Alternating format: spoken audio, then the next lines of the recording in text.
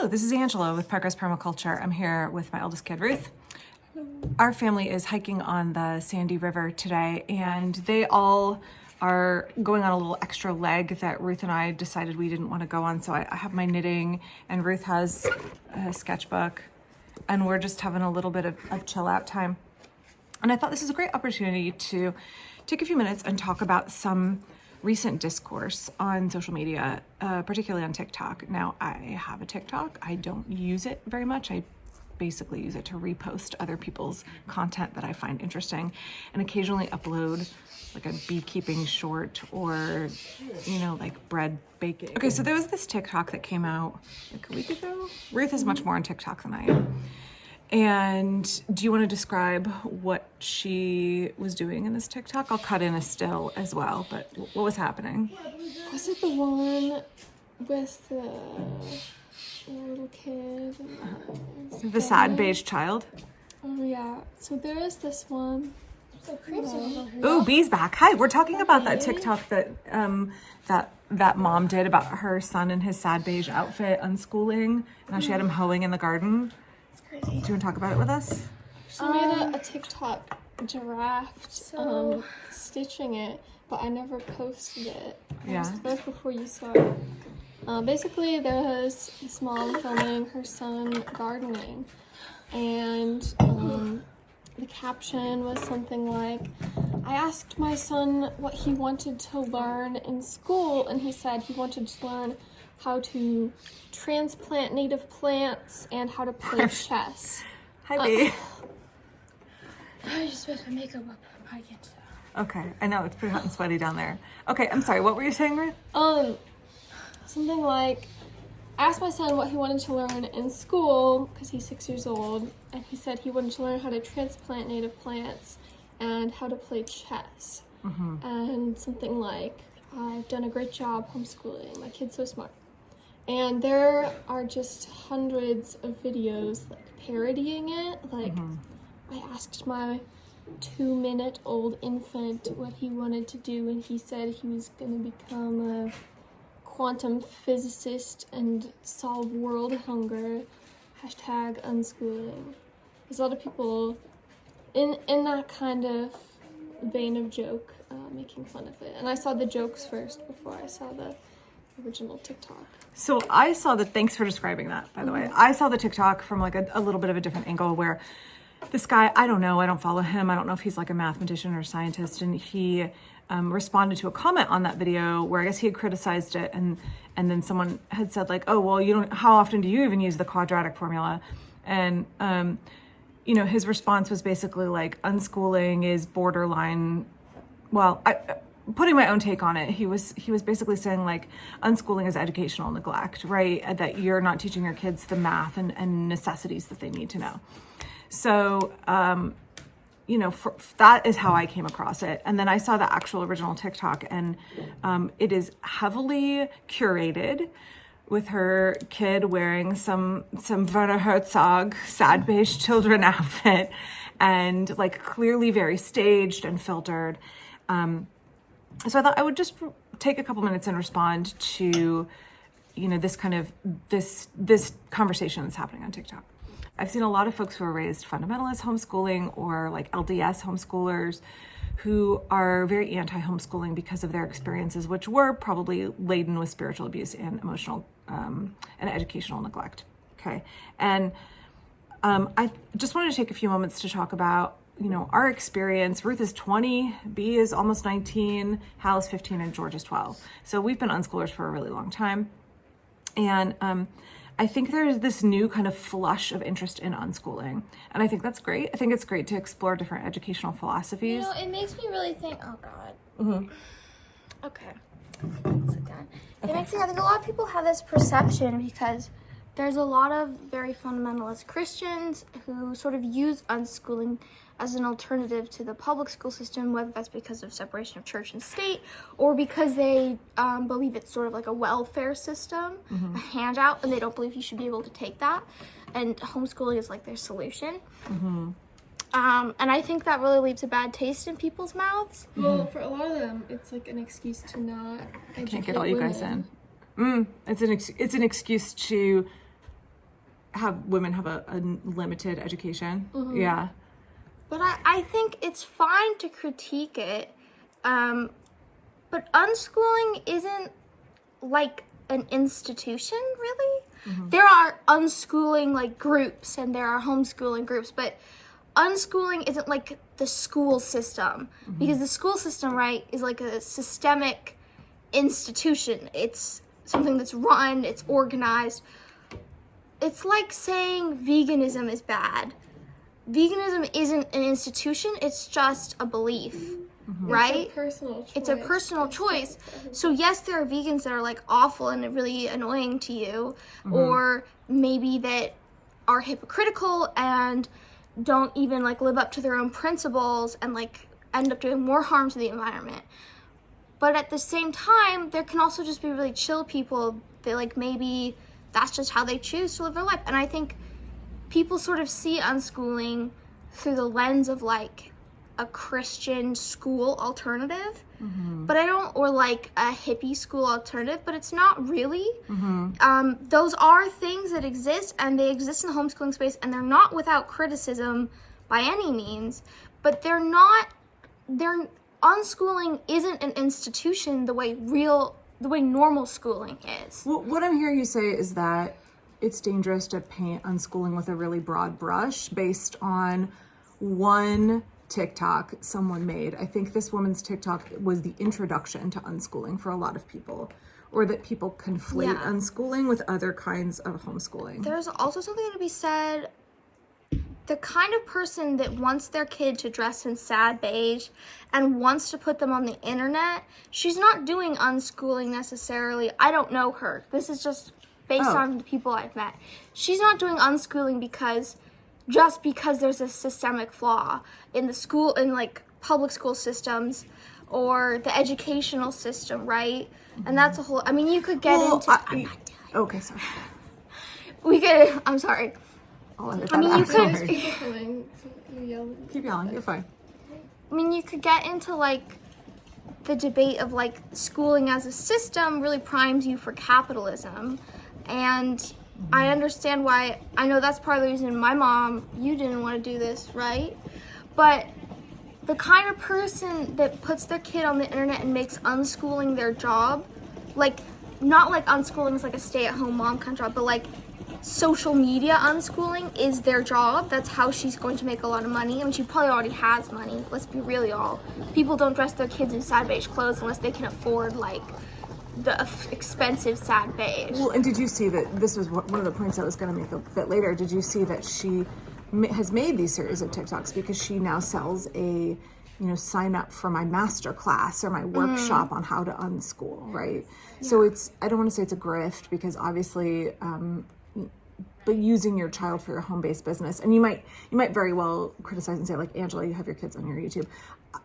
I have my adult children, and occasionally my younger kids might be in the background, but I don't have a family vlog, and I don't make my kids the focus of my work on purpose, because they're minors and they can't consent to working and being put on the internet in the way that this kind of. I mean, before it was TikTok and YouTube, right? It was like bloggers. There were these mommy bloggers, and they'd post everything about their child's life. And in the same way, that's what it is now. Here you go. So I think, I don't know. It's really complicated because, again, unschooling, like all my friends, well, not all of them, some of them go to public school, even part-time, kind of, if that makes sense. They take some classes there. Most of my friends are homeschooled, right? Or unschooled. And, like, yeah, some of them probably should have gotten to jump on stuff earlier. I don't think unschooling as like you let your kids do whatever they want and they'll learn it naturally. I don't think that necessarily works. I think you have to have some structure in your life, or a lot of people. I'm getting off topic. With me. Yeah. I just I think dicked around on DeviantArt. But you two are really, Ruth, you were just saying that is what worked for you, right? But you two are really different personalities, and B sought out formal classes, and you weren't really interested in that, right? Yeah. But I think, I don't. Like, well, can I ask you a question? Yeah. So, what do you think of the critique that I've seen is like, oh, well, unschooling is like educational neglect, and you don't learn math, and you don't learn the things that the public school says you need to learn.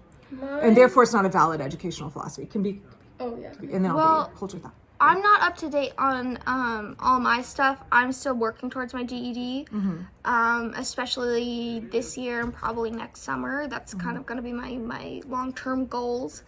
But you are starting I learned college math still. as a kid. Yeah. And it was definitely a struggle for me in traditional schooling systems to learn at like a very regimented pace at first because there's a lot of reading involved. And I think that really failed me. And why is that a challenge for you? Oh, I have dyslexia. Okay. Oh, you have a bee sitting on your booth. Oh, hello. A little honeybee on you. Okay. So Ruth, what about you? What do you think about the argument that unschooling is educational neglect, particularly when it comes to like a lack of mathematical and scientific rigor?